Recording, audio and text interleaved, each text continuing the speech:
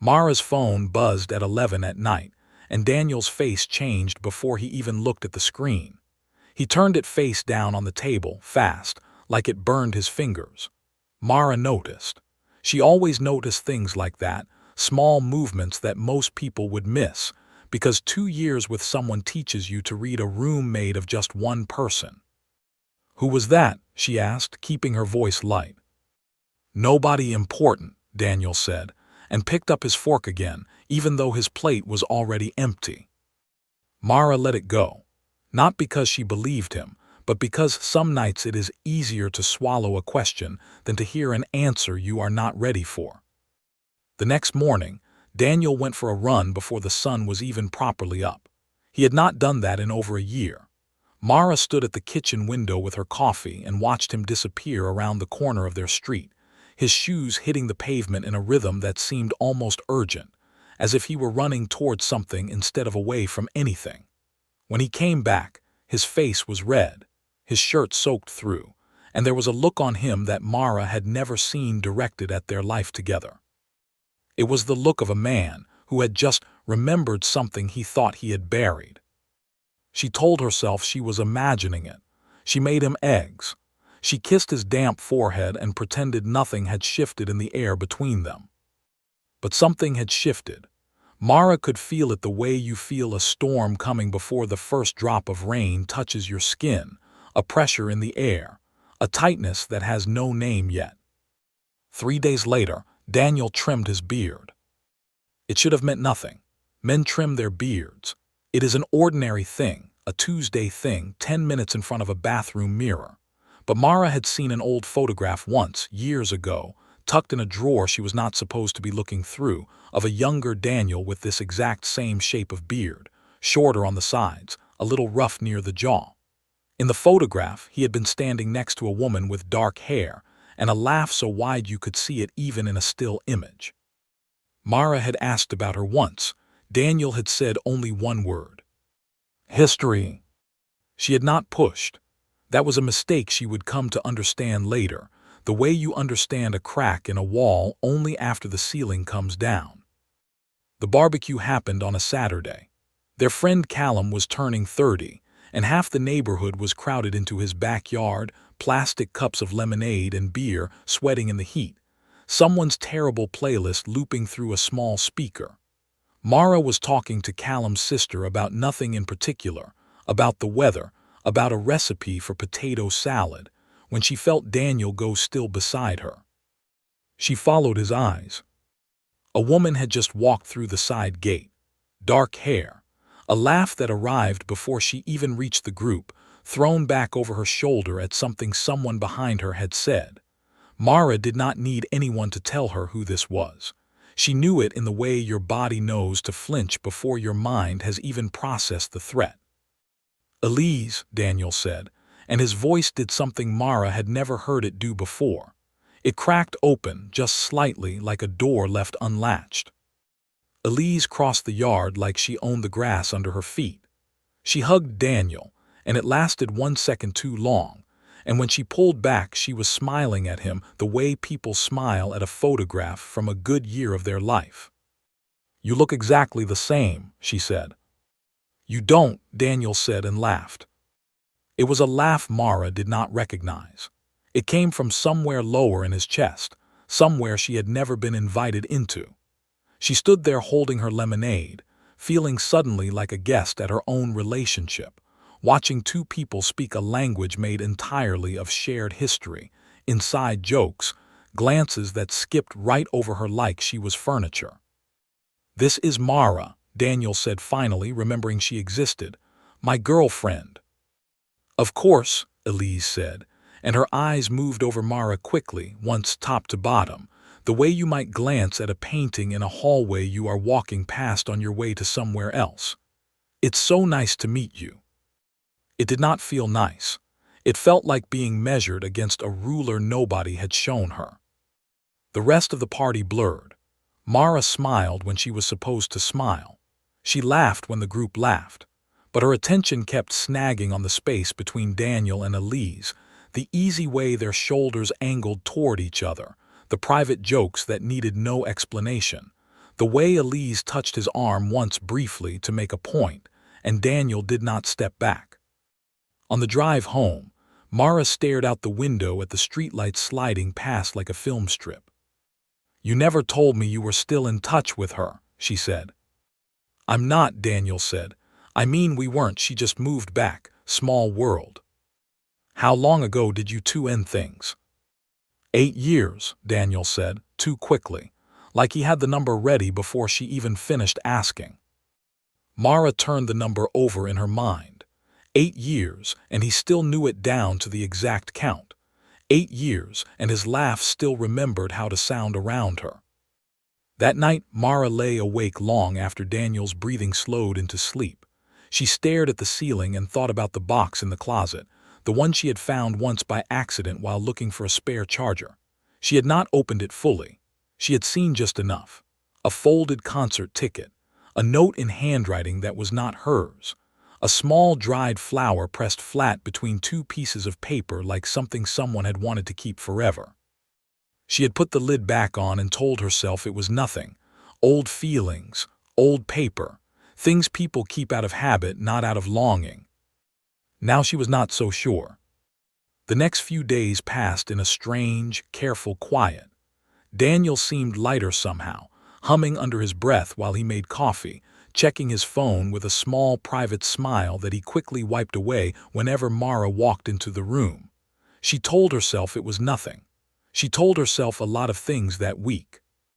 On Thursday, she ran into their mutual friend Priya at the grocery store, and Priya mentioned, without any weight behind it, that Elise was helping organize a charity run that Daniel had signed up for.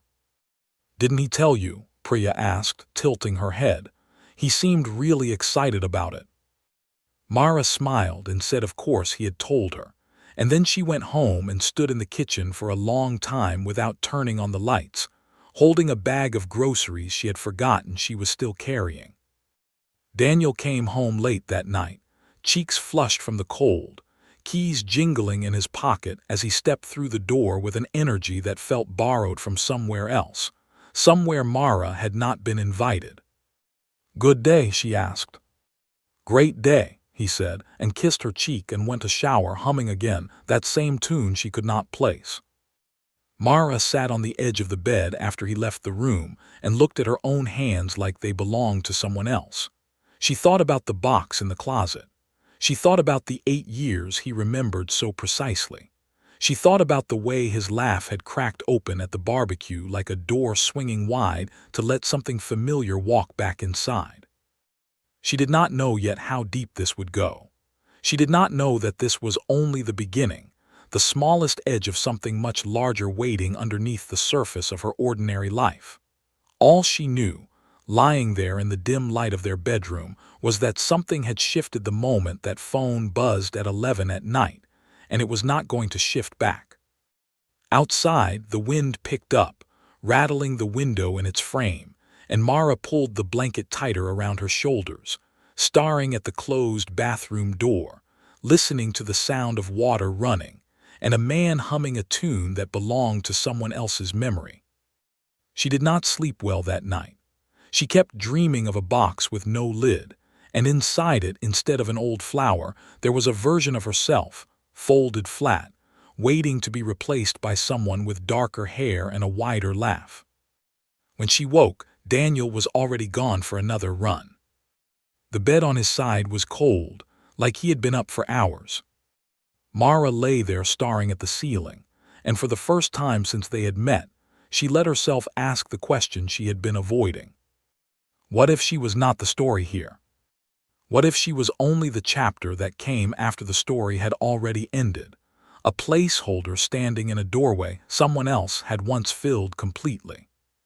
She got up, made the bed, and told herself she was overreacting.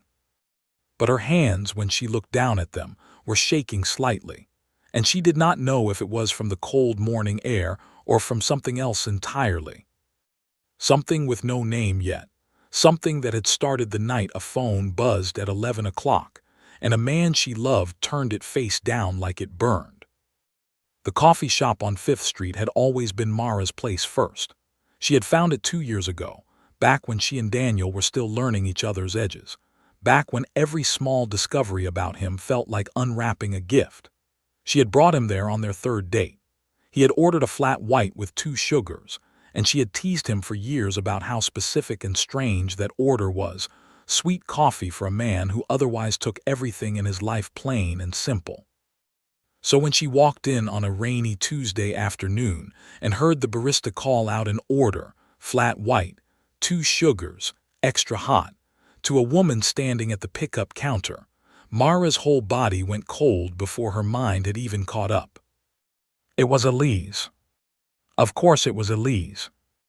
Mara stood frozen near the door, rain dripping from her umbrella onto the tile floor, watching Elise take her cup with both hands and blow across the top of it, the exact same way Daniel did, the exact same tilt of the head.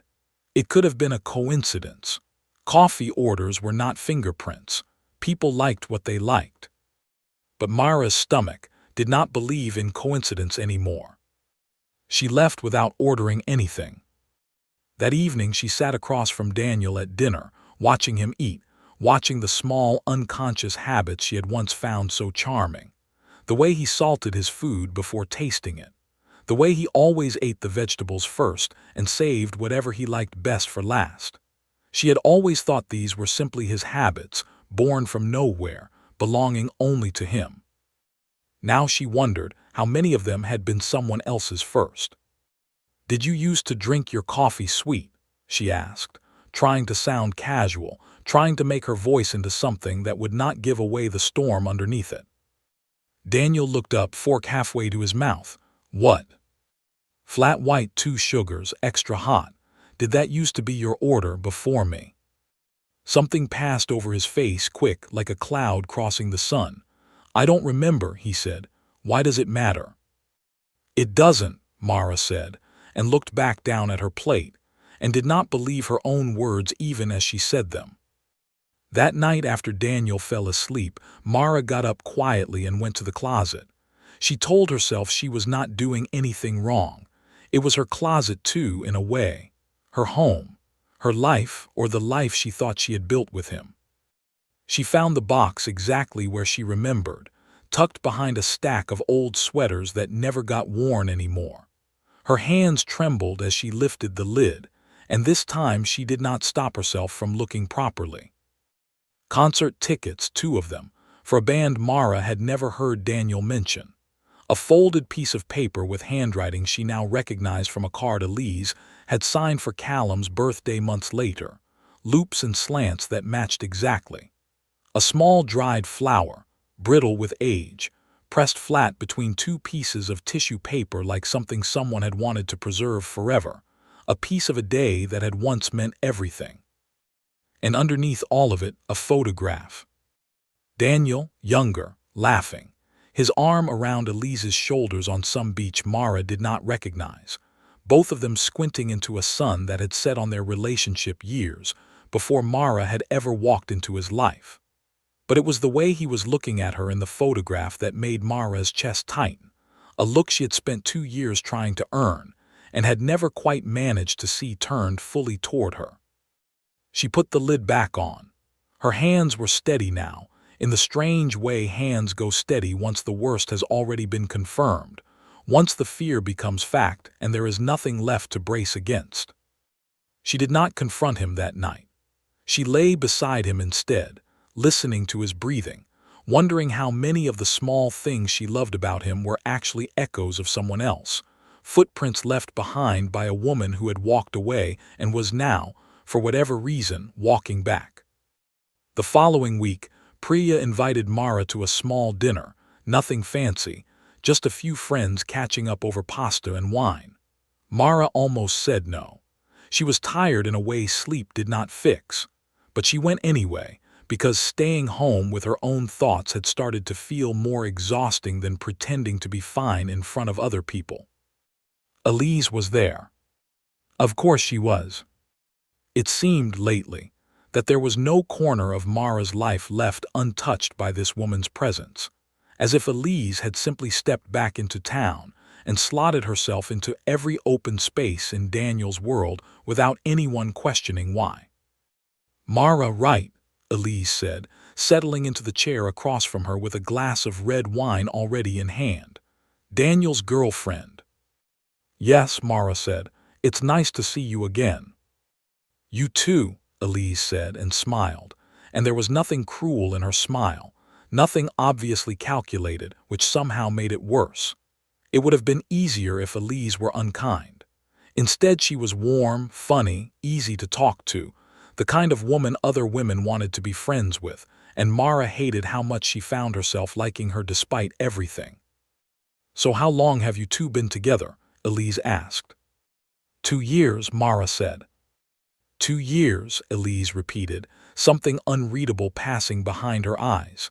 That's a good amount of time, long enough to know someone properly. I'd like to think so, Mara said. Does he still do that thing? Elise said, tilting her head, where he goes completely silent when he's upset about something instead of just saying what's wrong. Mara's fork paused halfway to her mouth. Yes, she said quietly, he still does that. Some things don't change, Elise said, and laughed softly, and took a sip of her wine, and moved the conversation onto something else entirely, leaving Mara sitting there with the strange, sick feeling of having just been handed a piece of her own relationship by someone who had held it first. Later that night, walking to her car, Mara overheard Priya and another friend talking near the gate, not realizing she was close enough to hear. It's kind of sad, honestly, the friend was saying. Elise and Daniel were so good together back in the day. Everyone thought they'd get married. What happened? Priya asked. She left for work overseas. He didn't want to go. That was it, really. No big drama, just bad timing. Do you think there's still something there? I don't know, the friend said. But have you seen the way he looks at her now?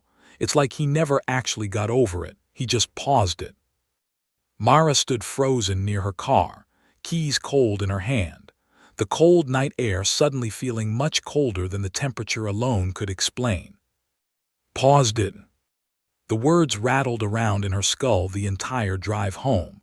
Paused it. Paused it.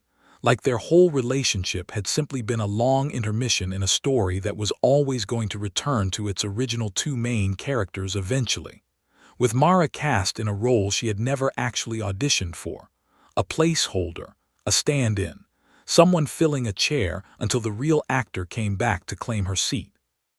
She did not sleep that night either. The days that followed took on a strange double quality, the surface of her life continuing exactly as it always had: breakfast, work, small talk, Daniel's hand finding hers on the couch in the evenings, while underneath it all Mara felt herself becoming more and more like a ghost haunting her own relationship, watching it from just outside her own body. She began noticing things she had never let herself notice before. The way Daniel's phone buzzed more often now, always face down, always answered in another room. The way he came home smelling faintly of a perfume that was not the one Mara wore. The way he sometimes called her by the wrong name, just barely, just the beginning of a sound before he caught himself and corrected it, an E instead of an M, swallowed too quickly to be anything but real. She brought it up once carefully. You called me Elise the other day, she said, when you got home. Daniel's face went pale. I did not. You did, just the beginning of it. You caught yourself. Mara, that's insane, he said, and his voice had an edge to it she had never heard before, sharp, defensive, the voice of someone protecting something he did not want examined too closely. You're imagining things. This obsession with her is not healthy. I'm not obsessed with her, Mara said, her voice cracking slightly despite her best efforts to keep it steady. I'm just trying to understand why she's suddenly everywhere in our life. She's not everywhere, Daniel snapped. She's a person who moved back to the same city we live in. That's it. That's all this is. But Mara had seen the box. She had heard the coffee order called out at the counter. She had heard her own name almost replaced by another one in her own kitchen. She knew, in the quiet, certain way you know something long before you can prove it to anyone else, that this was not simply a coincidence of geography. This was a door swinging back open, slowly, one small movement at a time, and Mara was standing directly in its path, watching it come toward her, unable to decide whether to step aside or hold her ground. That weekend, unable to sit with the uncertainty any longer, Mara did something she had never done before in 2 years together. She looked through Daniel's phone while he was in the shower, her heart pounding so loud she was sure he would hear it through the bathroom door. There were messages. Nothing explicit, nothing that would hold up as obvious proof in a courtroom, but messages that carried weight in every gentle word chosen, every laughing response, every small heart-shaped emoji sent at the end of a joke that only two people who shared history could understand. Remember when we used to sneak into the rooftop of the old cinema? One message read, sent from Elise just 2 days earlier. I think about that more than I should, Daniel had replied. Mara set the phone down exactly where she had found it, her hands trembling now in a way she could no longer hide even from herself, and walked out of the bedroom before he stepped out of the shower, needing air, needing space, needing somewhere to stand where the walls were not closing in around a truth she had spent weeks trying to talk herself out of. She stood on their small balcony in the cold evening air, arms wrapped tightly around herself, staring out at the city lights, and she understood, with a clarity that felt almost peaceful in its brutality, that whatever she had built with Daniel over the last 2 years was standing on ground that had never fully belonged to her. She just did not yet know how far this would go, or how much more of herself she would have to lose before she found the strength to walk away from a life that had quietly, patiently, been rebuilding itself around someone else's shape the entire time. Mara did not bring up the messages right away. She carried them instead, folded up somewhere behind her ribs, heavy in a way that made ordinary tasks feel strange and far away. She poured cereal into a bowl one morning and stood staring at it for a full minute before remembering what she was even doing standing in the kitchen. Daniel noticed something was different, though he did not know what. He asked if she was feeling okay. He asked if something happened at work. He touched her shoulder gently one evening and asked if she wanted to talk about whatever was bothering her, and for a moment, just a moment, Mara almost told him everything, almost let the whole truth spill out of her like water breaking through a dam that had held for weeks. But something stopped her. Not fear exactly. Something closer to the need to understand the full shape of the thing before she named it out loud. If she said it now, if she said the words out loud, he would deny it, and she would have no proof strong enough to stand against his denial, and she would be left even more unsure than before. So she waited. She began, without fully admitting it to herself, to watch. It was Priya who invited her to the charity run the following Saturday, the one Elise had helped organize, the one Daniel had signed up for with such visible enthusiasm weeks earlier. Mara almost declined. Every instinct in her told her to stay home, to protect whatever fragile piece she had left, but some deeper, more stubborn part of her needed to see it with her own eyes. She needed to watch the two of them exist in the same space, without the filter of second-hand stories or overheard conversations at dinner parties. The morning was cold and bright, the kind of crisp air that makes everything feel sharper than it actually is. Runners gathered near the starting line in matching charity shirts, stretching, laughing, checking their watches. Mara stood near the sidelines with a cup of coffee she did not really want, scanning the crowd until she found Daniel. He was standing with Elise. They were not doing anything wrong. They were simply talking, heads bent slightly toward each other the way people do when they want to hear something over the noise of a crowd. But there was an ease between them that Mara recognized instantly, an ease that had taken her 2 full years to build with Daniel, and that Elise seemed to carry effortlessly, like putting on a jacket she had never actually taken off. The race began. Mara watched from the sidelines as the runners took off in a wave of color and motion, Daniel and Elise disappearing into the pack together. Their pace matched almost perfectly, like two people who had trained their bodies to move in rhythm with each other long before either of them had ever heard of Mara. She waited near the finish line for nearly 40 minutes, her coffee long gone cold in her hands, her mind circling the same thoughts over and over without ever landing anywhere new. When Daniel crossed the finish line, he was laughing, breathless, his face lit up in a way Mara had not seen directed at her in longer than she wanted to admit. Elise crossed just seconds behind him, and the first thing he did, before he even found Mara in the crowd, was turn back to help Elise through the final stretch, his hand steady at her back. Mara felt something crack quietly inside her chest, not loudly, not dramatically, just a small internal fracture, the sound a piece of old furniture makes right before it finally gives way after years of being sat on too heavily. She smiled when Daniel finally spotted her. She hugged him when he reached her, sweaty and warm and pleased with himself. She told him he did great. She meant it, in the small, separate part of her that still loved him uncomplicated by everything else swirling underneath. But she also quietly, without any announcement, began preparing herself, not for a confrontation yet, for something slower, for clarity. That evening, Callum hosted another small gathering, this one smaller, quieter, just a handful of close friends sitting around his living room with music playing low in the background. Mara had almost stayed home again, but Daniel had asked her to come, and some stubborn, hopeful part of her still wanted to believe that maybe, if she showed up, if she stayed present in his life instead of retreating from it, whatever was happening might still resolve itself in her favor. Elise was there, of course.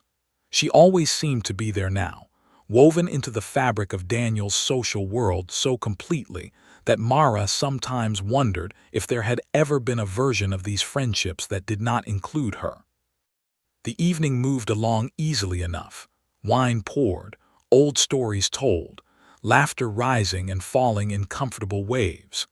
It was during a lull in conversation, when someone brought up an old photograph from years back, that Elise leaned over slightly and looked at Mara with an expression Mara could not quite name. "You know," Elise said, tilting her head, studying Mara's face in the lamplight, "you're so much like." She stopped. The sentence hung there, unfinished, dangling in the air between them like something suspended just before it fell. "Like who?" Mara asked, her voice quieter than she intended. "Nothing," Elise said, waving a hand, smiling in a way that did not reach the rest of her face. "Never mind, forget I said anything." But Mara could not forget it. She spent the rest of the evening running the sentence through her mind on a loop, trying every possible ending, testing each one against the small ache building steadily behind her sternum. "You're so much like the woman he used to talk about. You're so much like the photographs I've seen. You're so much like me." She did not know which ending was true, and somehow the not knowing was worse than any single answer could have been. On the drive home, she sat quietly in the passenger seat, watching streetlights slide across the windshield in long yellow streaks, while Daniel hummed along to the radio, oblivious, or pretending to be oblivious, to the storm sitting silently beside him. "You're quiet," he said eventually, glancing over. "Just tired," Mara said.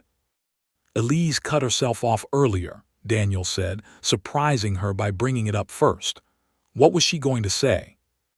"I don't know," Mara said. "She didn't finish." "Weird," Daniel said, and turned his attention back to the road, and did not ask again. And Mara sat there wondering if his lack of curiosity was innocence or something closer to relief, that the sentence had never been completed. The following days blurred into a strange, careful rhythm. Mara went to work. She smiled at her coworkers. She came home and cooked dinner and sat across from Daniel at their small kitchen table, watching him eat, watching the small habits that used to feel entirely his own now, sitting uneasily on top of a growing suspicion that none of them had ever truly belonged only to her.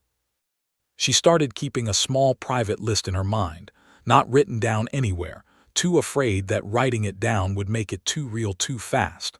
The coffee order, the trimmed beard, the almost name in the kitchen, the messages on his phone, the way he steadied Elise at the finish line before he even looked for Mara in the crowd, the unfinished sentence hanging in Callum's living room like smoke that would not clear. Individually, each piece could be explained away. Coincidence, history, old habits resurfacing simply because an old face had resurfaced alongside them. But together, lined up quietly in the dark corners of her mind late at night while Daniel slept peacefully beside her, they formed a shape she could no longer pretend not to recognize. She was not the center of this relationship anymore, if she ever truly had been. She was standing in a space that had been carved out years earlier by someone else, wearing a shape that fit her body but had never actually been made for her. And now that the original owner of that shape had returned, Mara could feel the seams straining, the fit becoming less certain with every day that passed. One night, unable to sleep, she got up quietly and went to sit on the living room couch in the dark, wrapping a blanket around her shoulders, staring out the window at the empty street below. She thought about the small, dried flower in the box in the closet, preserved so carefully for so many years despite the relationship it represented having ended nearly a decade ago. She thought about what it meant that Daniel had never thrown it away, never packed it up and moved on completely, but had instead carried it quietly with him through every apartment, every relationship, including this one, tucked behind old sweaters where he probably assumed no one would ever look. Some part of him, she realized, had been waiting patiently, without even fully admitting it to himself, for a door to open again.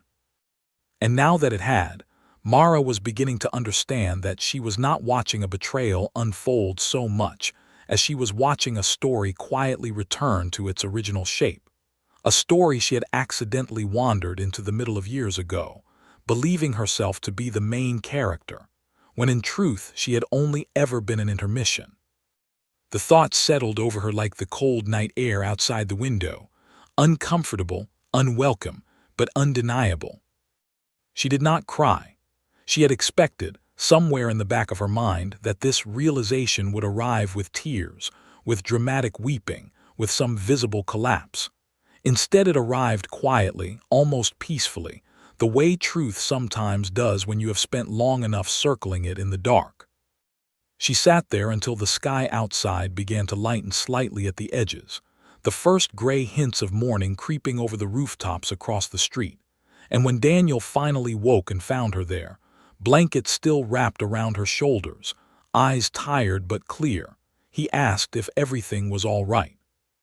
"I don't know yet," Mara said honestly, and for the first time in weeks, it felt good to say something true out loud, even if the truth itself was still forming, still gathering shape, still waiting for the moment it would finally have to be spoken aloud to him directly instead of just sitting quietly inside her own chest. That moment she knew was coming. She could feel it approaching the way you feel a storm system moving in from the coast, slow, inevitable, gathering strength with every passing day. And there was nothing left to do now but wait for it to finally break. The dishes started it, of all things.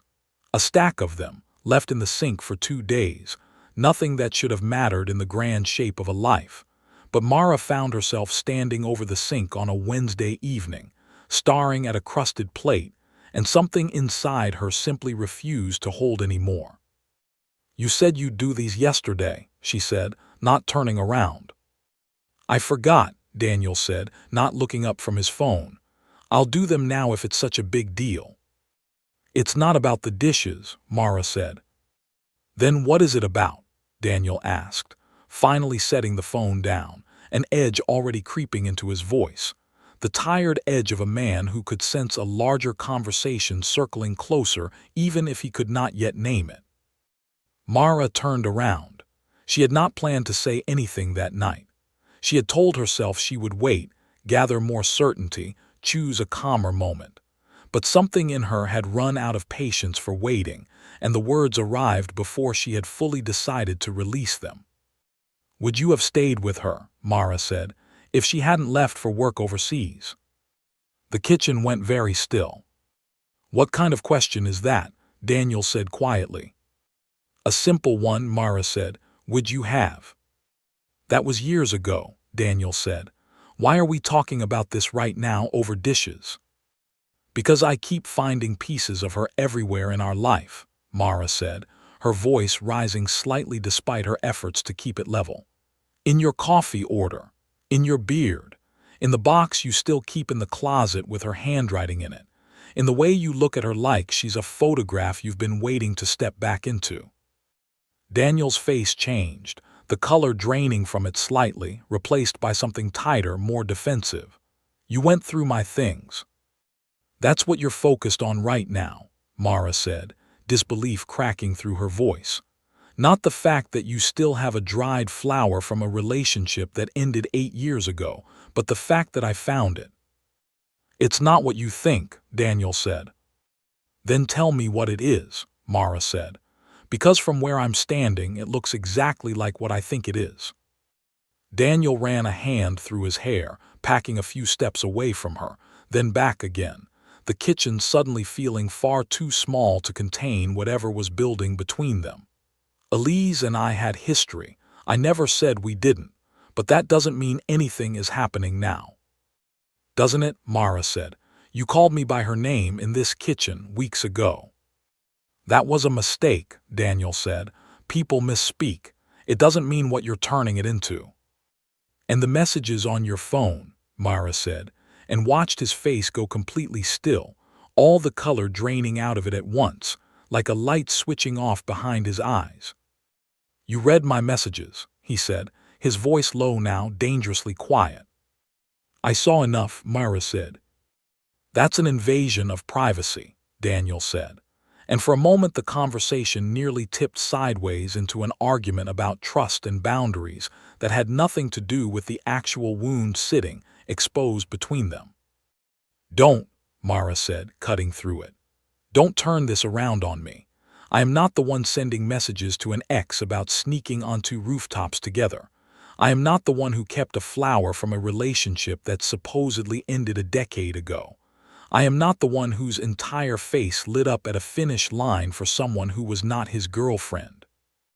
"That's not fair," Daniel said, but his voice had lost some of its conviction, the fight going out of it slightly, replaced by something closer to exhaustion. "Isn't it?" Mara said. "I have spent 2 years building a life with you, Daniel. I thought I knew you. I thought the things I loved about you were yours, all yours, built just for me to discover. And now I find out that half of it, maybe more than half of it, was already shaped by someone else long before I ever walked into the picture." Daniel did not answer right away. He stood there, hand braced against the counter, staring down at the floor, and in the silence that followed, Mara felt something break loose inside her chest, not loud, not violent, just a quiet final crack, like ice finally giving way after holding steady for far too long under too much weight. "Elise," Daniel said suddenly, and the name landed in the kitchen like something dropped from a great height. He caught himself immediately, his eyes widening, his hand flying up as if he could physically pull the word back out of the air. "Mara, I meant Mara, I'm sorry, I don't know why I—" But it was too late. The word had already been said. It hung there between them, undeniable, unmistakable, the exact thing Mara had suspected and denied, and suspected again, for weeks finally confirmed out loud in the middle of an argument that had started over nothing more than a stack of unwashed dishes. Mara did not scream, she did not cry, she felt in that moment strangely calm. The way you feel calm after finally setting down something heavy you have been carrying for far too long, even if what waits on the other side of setting it down is entirely unknown. She turned away from him and walked to the small kitchen cabinet where the spices were kept, and without fully understanding why, she began taking them out one by one and lining them up on the counter, sorting them alphabetically, her hands moving with a precision that had nothing to do with cooking and everything to do with needing somewhere quiet and controllable to put her attention. "Mara," Daniel said behind her, his voice cracking. "I'm sorry, that meant nothing. It was a slip, just a slip. She did not answer.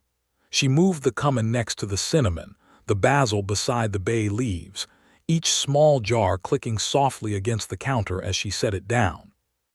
"Please say something," Daniel said, closer now, his hand hovering near her shoulder but not quite touching it, as if some part of him already understood he had lost the right to that closeness for the moment.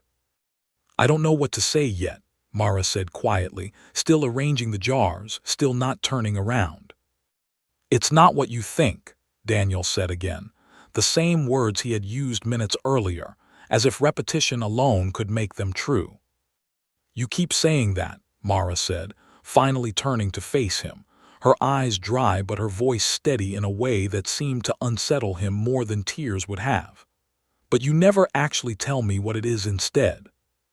Daniel opened his mouth, then closed it again, nothing coming out, no defense, no explanation, no reassurance strong enough to fill the silence that question had carved open between them. "I think you should sleep on the couch tonight," Mara said. "Mara." "I'm not asking you to leave," she said. "I just need space, just for tonight." Daniel nodded slowly, his shoulders dropping, and for a moment Mara almost felt sorry for him, almost reached out to close the distance she had just created. But something in her held firm, some quiet new instinct she did not fully recognize yet but trusted anyway. Neither of them mentioned the slip again that night. Mara lay awake in their bed alone, staring at the ceiling, listening to the faint sounds of Daniel shifting on the couch down the hall, unable to get comfortable, unable, she suspected, to sleep any better than she was. The unresolved weight of the moment sat heavy in the apartment, humming quietly under the silence, neither of them willing or able to address it further, both simply lying awake in separate rooms with the same 3 syllables echoing in their minds. "Elise." Not Mara. "Elise."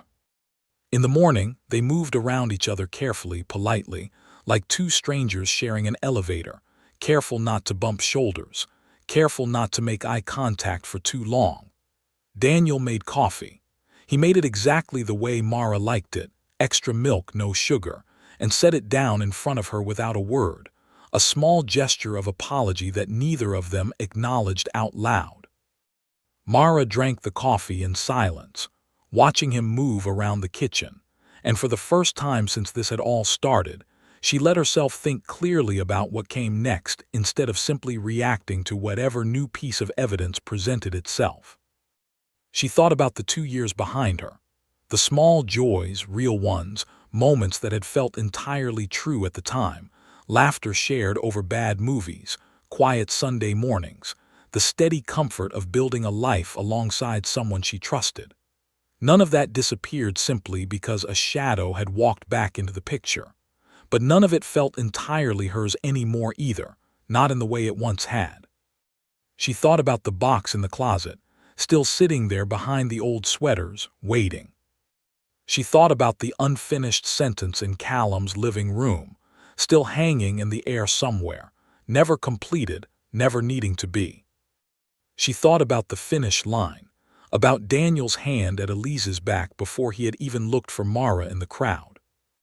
And she thought, finally, about herself, about the version of her that had spent weeks quietly shrinking, quietly rearranging herself around the edges of someone else's unfinished story, trying to fit into a shape that had been carved out for a different woman entirely. "I need some time to think," she said finally, breaking the silence between them. Daniel nodded, not arguing, not pushing, perhaps understanding on some level that pushing now would only make things worse. "Okay," he said quietly, "take whatever time you need." Mara left for work that morning carrying something new inside her, not quite resolve yet, not quite decision, but the early shape of both, forming slowly the way morning light gathers strength before finally breaking fully over the rooftops. She did not know yet exactly what she would decide. But she knew, walking out the door that morning, that whatever came next would not involve her continuing to shrink herself quietly into a space that had never truly been built for her in the first place. The rupture had happened. The name had been said. And now there was nothing left to do but see what remained standing once the dust of it finally settled. A week passed before Mara asked the question she had been circling for months. The one question that would finally force everything into the open, instead of leaving it to hide in coffee orders and unfinished sentences and slips of the tongue said over dirty dishes. They were sitting on the balcony, the same one where Mara had stood alone weeks earlier, wrapped in cold air and quiet certainty. The evening was mild, the sky streaked orange and gray as the sun dropped behind the buildings across the street. Daniel had been trying in his own way all week, small things, cooking dinner without being asked, leaving little notes on the bathroom mirror, reaching for her hand more often than usual, as if physical contact alone could repair something that had cracked far beneath the surface of touch. Mara had let him try. She had not pushed him away entirely, not yet, because some part of her still needed to understand fully before she could decide anything with certainty. But she had also not pretended the crack was healed simply because he wanted it to be. "Can I ask you something?" Mara said, watching the sky rather than looking at him directly. "And I need you to actually answer it, not deflect, not tell me it doesn't matter, just answer it." "Okay," Daniel said carefully. "Would you have stayed with her," Mara said, "if she had never left for work overseas? If that had never happened, would you two still be together right now?" The silence that followed stretched longer than any silence should have been allowed to stretch. Daniel opened his mouth once, then closed it again, his eyes fixed on some point in the middle distance, somewhere neither in the past nor fully in the present. "I don't know," he said finally. It was not the answer Mara had expected, and somehow it was worse than either a clear yes or a clear no would have been. A yes would have confirmed her fears cleanly. A no would have offered some fragile relief. But "I don't know" sat there in the space between them, honest in a way that hurt more than a lie would have, because it meant that even now, even after 2 years with Mara, some part of Daniel had never fully closed that door, had kept it slightly open just in case, just in the event that life ever circled back around to offer him a second chance at something he had never truly finished grieving. "Thank you for being honest," Mara said quietly. "Mara, that doesn't mean anything about us," Daniel said quickly, reaching for her hand. "I love you. I chose you. I've been building a life with you for 2 years. "I believe that you love me," Mara said. "I do.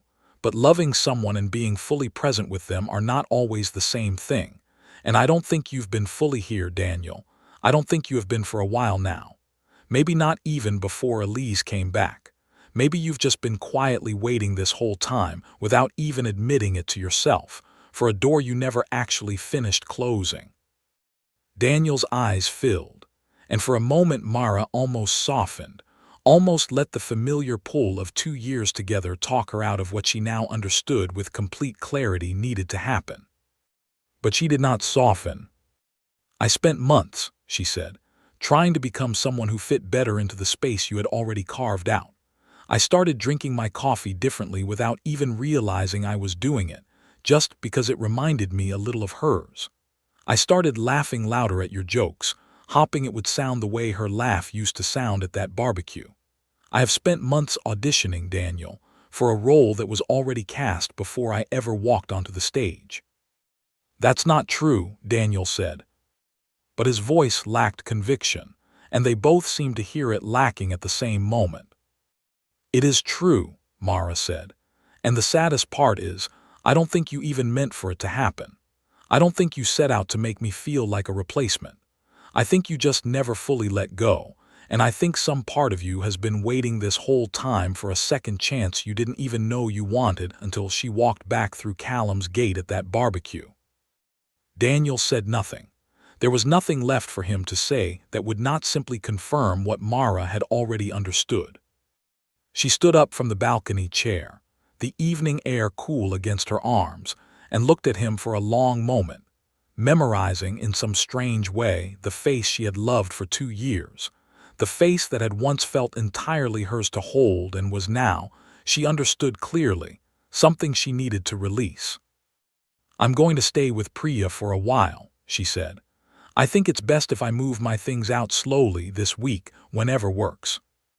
"Mara, please," Daniel said, standing now too, reaching for her, but she stepped back gently, not unkindly, just firmly, the way you step back from the edge of something you know you cannot survive falling into again. "I'm not doing this to punish you," she said. "I'm doing it because I finally understand something I should have let myself see months ago. I was never really the center of this story, Daniel. I was the intermission. And I think, somewhere deep down, you always knew that too." She packed slowly over the following days, taking only what was truly hers, leaving behind anything that felt tangled up in a life she was choosing to release. She did not take the framed photograph from their trip to the coast the year before, even though a part of her wanted to, because keeping it felt like keeping a piece of a story that had already ended in every way that mattered. Daniel tried in those final days in every way he knew how. He apologized. He explained. He told her more than once that Elise meant nothing anymore, that the messages were harmless, that the box in the closet was simply old sentiment he had never bothered clearing out because he had never had a reason to think about it until she moved back to town. Mara listened to all of it. She believed some of it. But belief alone was not enough anymore to make her stay in a space that had never fully belonged to her, a space she had been quietly filling for 2 years without ever fully realizing whose shape she had been shaped to fit. On the final evening, as she carried the last box down to her car, Daniel stood in the doorway, watching her, his eyes red-rimmed, his voice small in a way she had never heard from him before. "Mara," he said. She stopped halfway down the steps and turned to look at him. "I mean it," he said. "I love you. I should have said your name right every single time. I should have thrown that box away years before you ever found it. I should have told you the truth the first time she walked through that gate instead of letting you find out in pieces." For a moment, Mara felt the old pull toward him, the familiar warmth of 2 years spent building something she had believed in completely. But underneath the warmth, steady now, unshakable, was the quiet certainty she had earned through months of watching, waiting, and finally understanding. "I believe you mean it now," she said gently. "But meaning it now doesn't undo the months I spent slowly disappearing so I could fit into a space that was never built for me. I hope you find whatever peace you're looking for, Daniel. I really do, but I can't keep looking for it alongside you anymore." She got into her car and did not look back at the doorway, though she knew, without needing to see it, that he was still standing there, watching her taillights disappear down the street. The drive to Priya's apartment was quiet, the radio off, just the hum of the engine and the streetlights sliding past in long, steady lines. Mara did not cry. She had done enough of that already in private, in the weeks leading up to this moment. What she felt now was something closer to relief, fragile but real, the feeling of finally setting down a weight she had been carrying so long she had almost forgotten what it felt like to stand up straight without it. Priya opened the door before Mara even knocked, pulling her into a hug the moment she stepped inside, and Mara let herself be held for a long moment, feeling, for the first time in months, like she was standing fully in her own life again instead of borrowing space in someone else's. "You okay?" Priya asked quietly. "I will be," Mara said, and for the first time in a long time she believed it completely. In the weeks that followed, Mara rebuilt slowly, the way anyone rebuilds after realizing they had been living inside a story that was never truly theirs to begin with.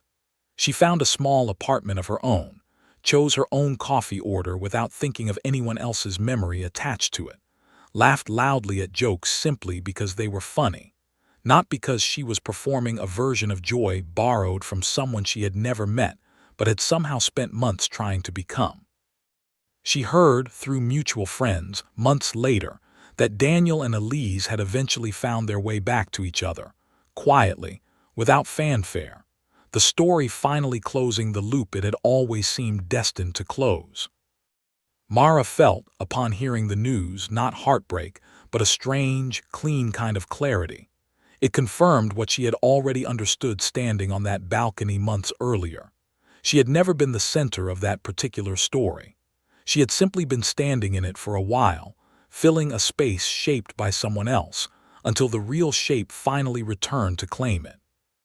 But her own story, she realized, walking home that evening under a sky just beginning to soften into dusk, had never actually needed Daniel's chapter to be the center of it either. It was simply beginning, fully, finally, entirely her own.